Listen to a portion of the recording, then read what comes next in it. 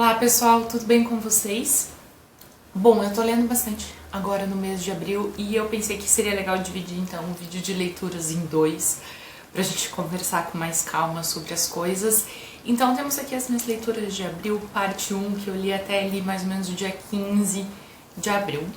E vamos lá que tem 5 coisas bem legais, gostei bastante das 5 leituras, então tô empolgada. Estou empolgada com as minhas escolhas do momento. Oi gente, Gisele da edição aqui. Eu esqueci de fazer um convite para vocês.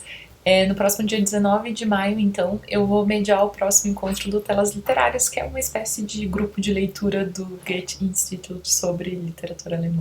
A gente vai conversar sobre esse livro aqui, O Alegro Pastel, do Leif Hand. Esse aqui é uma história de amor na Alemanha contemporânea e é um livro que eu gostei bastante de ter lido, então acho que a discussão vai ser bem legal também. É no dia 19 de maio, pelo Zoom, de graça, e às 19h30, mas precisa se inscrever antes. Eu vou deixar o e-mail e as informações todas ali embaixo na descrição do vídeo. Ordem cronológica de leitura, o primeiro que eu li foi A Matemática e Política, da Chiara Valério. A tradução é do Vinícius Nicastronesco, publicado pela INE. É um livro bem curtinho, eles chamam de panfleto aqui atrás.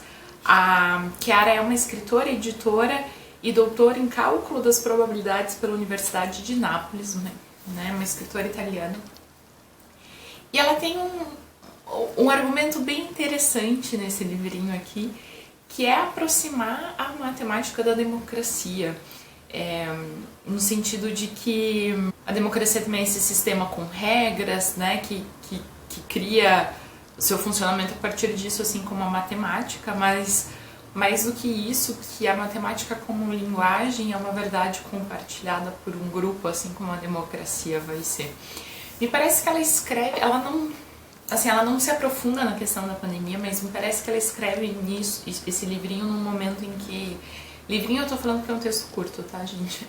Mas me parece que ela escreve esse texto num momento em que a ciência e os dados estão sendo muito questionados ali na pandemia, porque ela faz umas referências um pouco mais veladas a isso. E ele, pra mim, tem um pouco essa cara de um texto escrito ali no calor do momento, né? Se relacionando muito imediatamente a esses argumentos e a esse contexto. E pra mim, talvez o que ele não tenha é uma grande conclusão ou um grande desfecho, assim.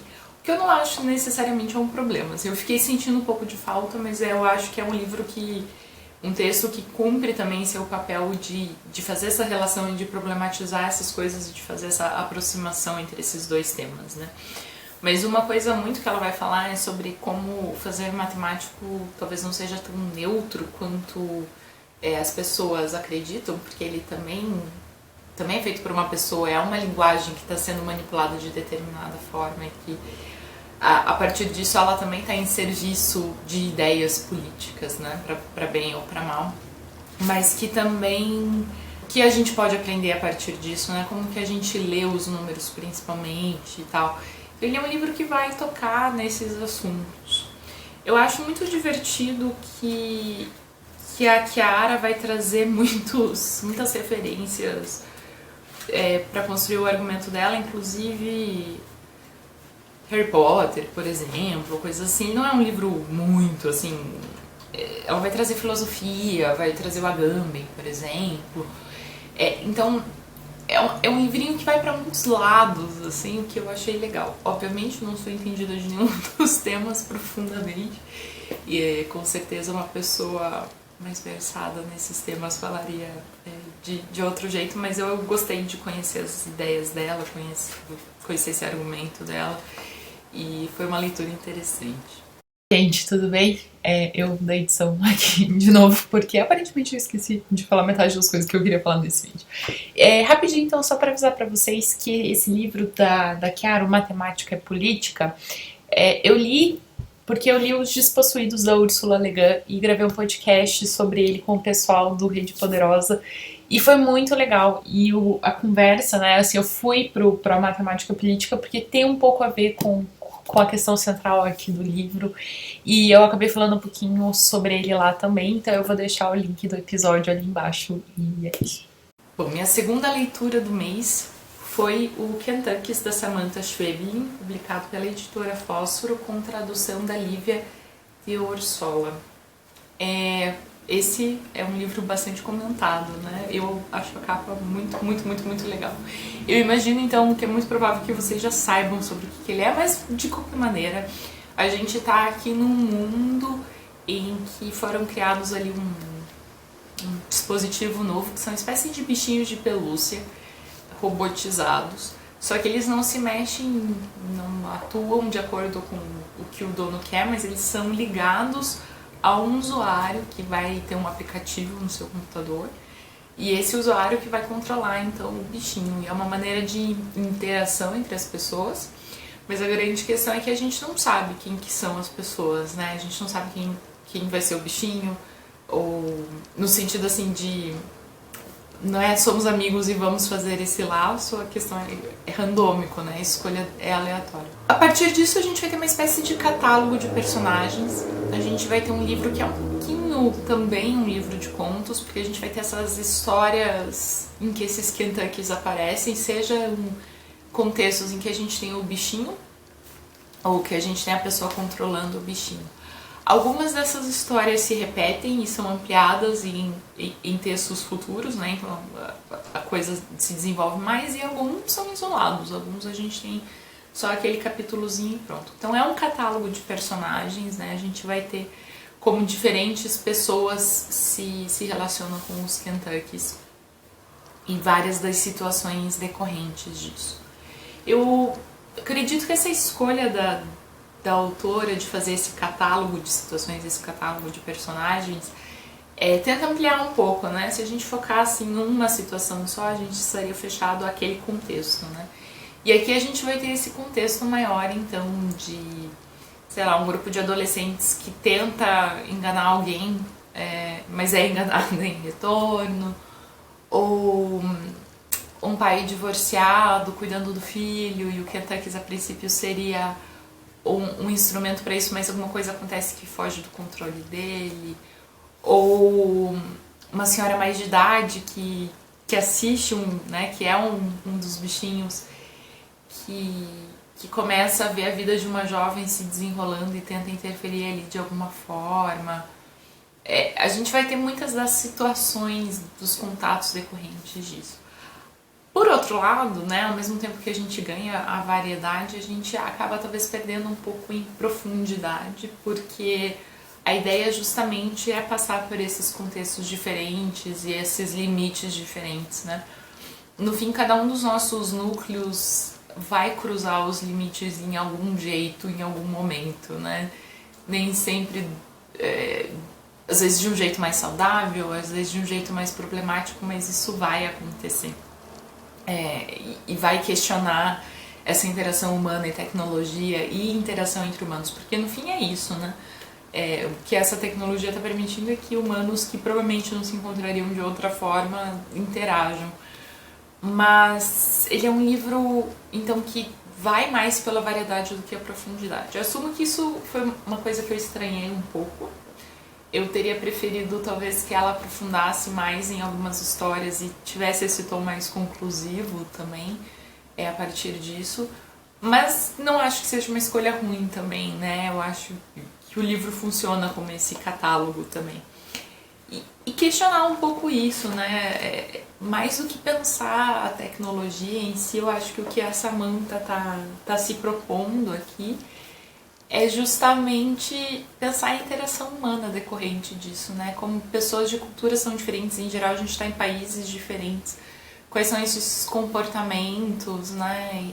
E tal. Então, é um livro que eu indico, apesar de sentir um pouco de falta desse aprofundamento final, assim, né? Desse argumento mais central.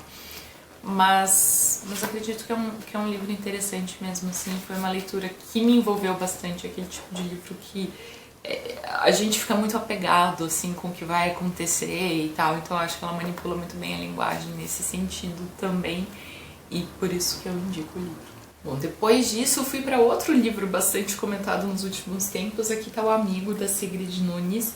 A tradução é da Carla Fortino, publicado pela editora Instante. Eu tinha lido já da Sigrid Nunes o que você está enfrentando, eu acho que é o nome do livro. O que você está enfrentando, vou deixar o link pro vídeo em que eu falei sobre ele aqui. E eu li também um texto em que ela fala sobre a Susan Sontag. Ela conheceu a Susan Sontag e escreve ali uma espécie de livro de memórias da relação entre as duas, que eu gostei bastante também. Então esse aqui é o meu terceiro livro da Sigrid Nunes e gostei bastante também. Basicamente aqui a gente tem um livro em formato de carta em que essa personagem está escrevendo para um amigo que faleceu. Então a gente tem bastante esse narrador em segunda pessoa de você, por que você, e você, e você, e você.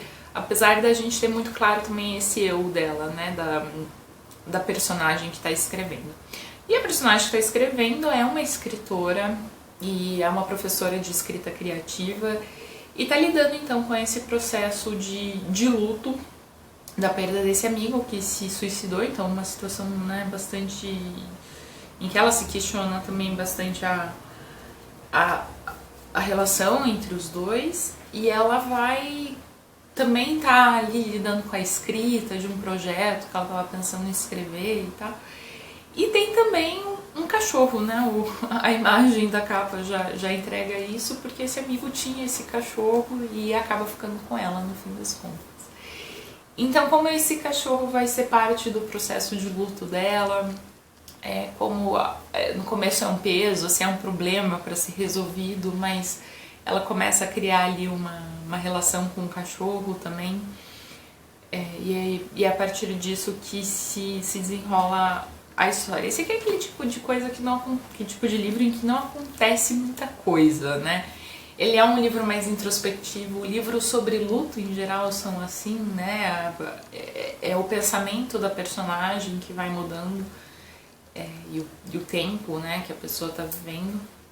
Então ele é um livro bastante sobre isso.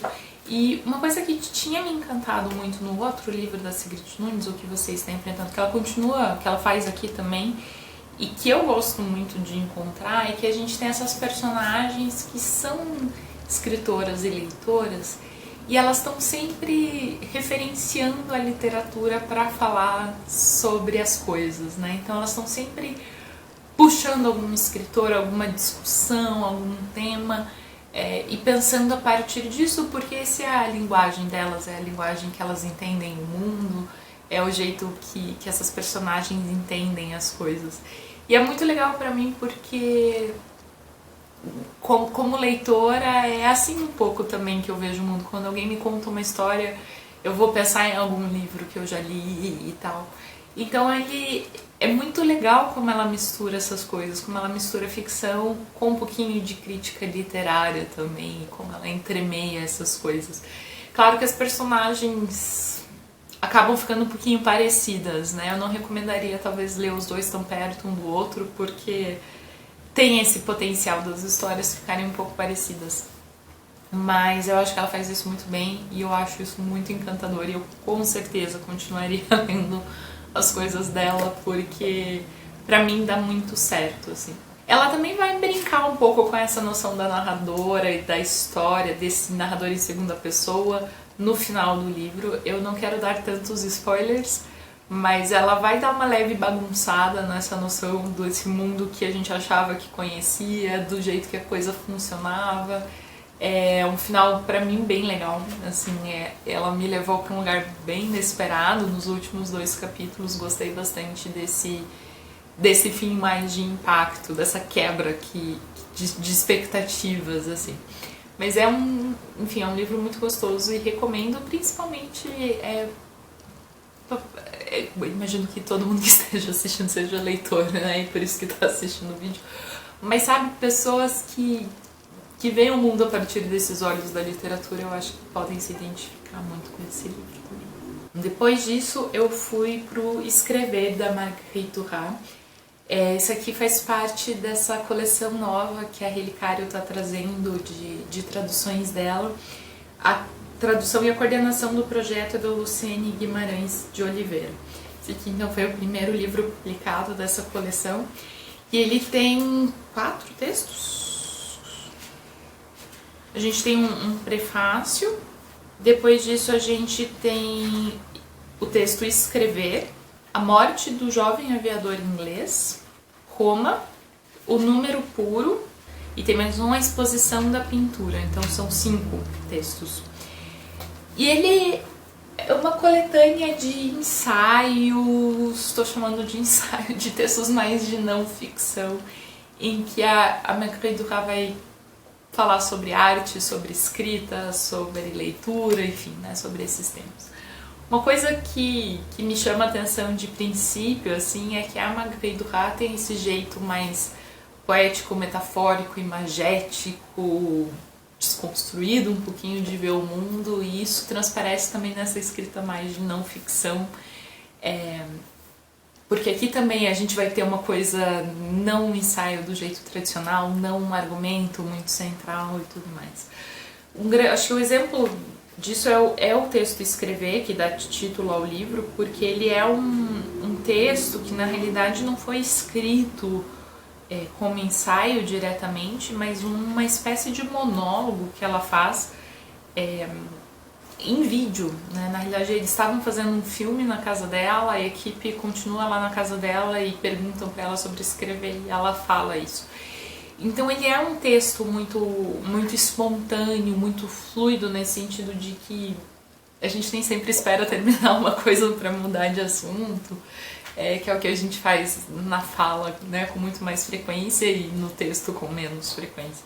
Então ele tem esse tom, assim. Então acho que a gente não pode ir para esse texto esperando uma lição de escrita ou um argumento muito central. Ela vai sim jogar esse monte de sentimento que ela tem em relação à escrita e esse envolvimento afetivo que ela vai ter em relação a tudo isso. E ele é um texto muito bonito pra gente pensar ela, né? Pra gente ver como ela estava vendo tudo isso e como ela estava encaminhando esse mundo, né? Tem várias coisas aqui que me lembraram. Ela começa, numa casa que a gente se sente só, que me lembra um pouco a ideia da Emily Dickinson, da poesia como uma casa. A gente vai ter aqui um pouco da ideia que a Virginia Woolf vai falar no Quarto Todo Seu, né? A coisa do teu espaço, que é o espaço físico, mas o espaço mental, o espaço de tempo, para escrever, né? Ela fala aqui, por exemplo, a solidão não se encontra, se faz. A solidão se faz sozinha, eu a fiz. Porque decidi que era ali que deveria estar sozinha, que ficaria sozinha para escrever livros. Foi assim que aconteceu. Eu estava sozinha nesta casa, confinei-me e tinha medo também, é claro. E depois comecei a adorar. Esta casa se tornou a casa da escrita. Meus livros vêm desta casa, desta luz também, do parque, desta luz que reverbera do lago. Precisei de 20 anos para escrever o que acabo de dizer. E, enfim, então são essas reflexões dela. É muito bonito. E eu acho que é aquele tipo de texto que a gente vai lendo e encontrando outras camadas. Mas vou dizer que o meu texto favorito do livro é A Morte do Jovem Aviador Inglês. Ela vai contar aqui a história de uma cidadezinha francesa em que um aviador inglês foi morto. Eles encontraram um avião preso numa árvore. O rapaz já estava morto e eles enterraram numa igrejinha ali, num cemitério, e fizeram uma lápide sem saber quem era aquela pessoa, né? E ela se intriga quando ela visita esse lugar e fica muito curiosa, e diz que teve supostamente um professor que foi visitar esse túmulo algumas vezes e que parecia conhecer o jovem, mas ele é um texto muito sobre memória e sobre a impossibilidade da memória completa e como as histórias e a ficção às vezes ocupam esse espaço de preencher detalhes em que a memória e a história e a vida real não alcançam mais, né? É um texto que me lembrou talvez Esther, da Katia Petrovskaya, então quem gostou daquele livro talvez goste muito desse texto também, porque eu acho que elas têm essa discussão parecida. E ela tem uma frase que me impactou muito. Eu quis escrever sobre o menino inglês e não posso mais escrever sobre ele. escrevo, veja você, assim mesmo escrevo. Que é a ideia, né? Não tem como escrever, porque você não tem mais como aprender aquela realidade, mas se escreve mesmo assim. E, enfim, gostei. Achei inesperado, porque pelo título eu esperava um livro mais objetivo. E foi inesperado encontrar um livro tão poético e tão imagético, mas ao mesmo tempo devia ter esperado isso, porque é a Marguerite Duras, óbvio que ela ia fazer isso, né? Então foi uma surpresa bastante bem-vinda e gostei bastante do livro.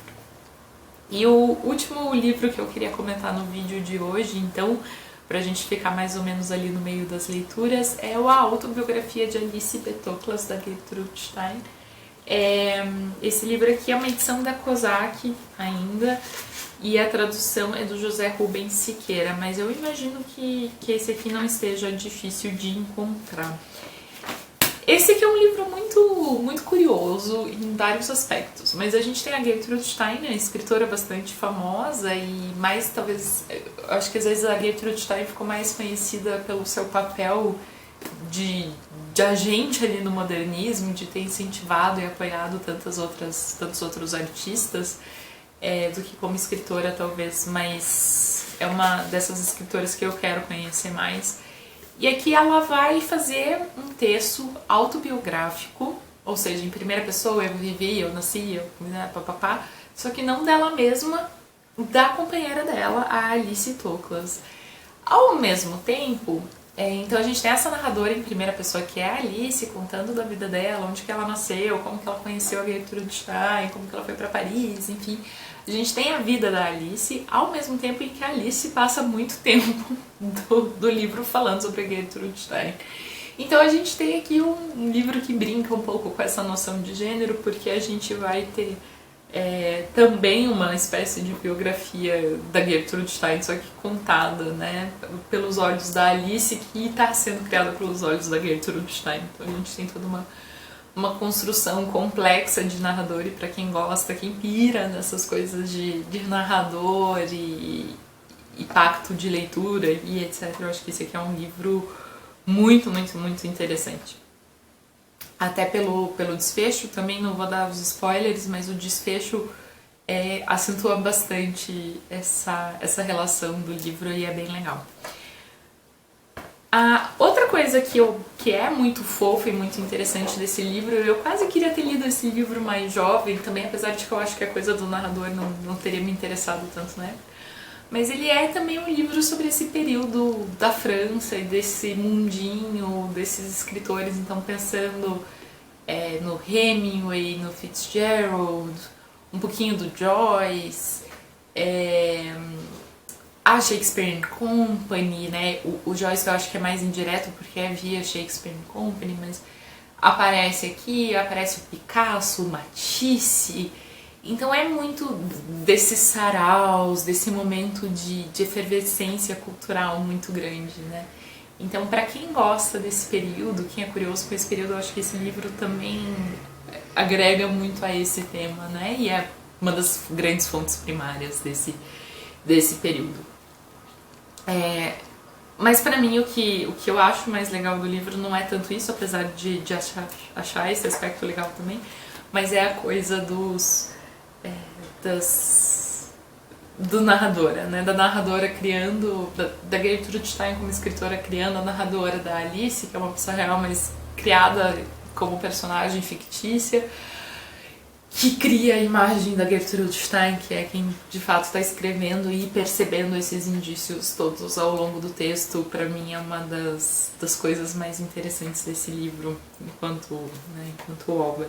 Bom, pessoal, é isso. Então foi isso que eu li até ali metade de abril, e depois eu volto pra gente conversar sobre as leituras da segunda metade, mas me contem, caso eu já tenha lido alguma dessas coisas, o que vocês acharam, e 2, como que estão as leituras de vocês por aí também. Um abraço, pessoal. Tchau, tchau.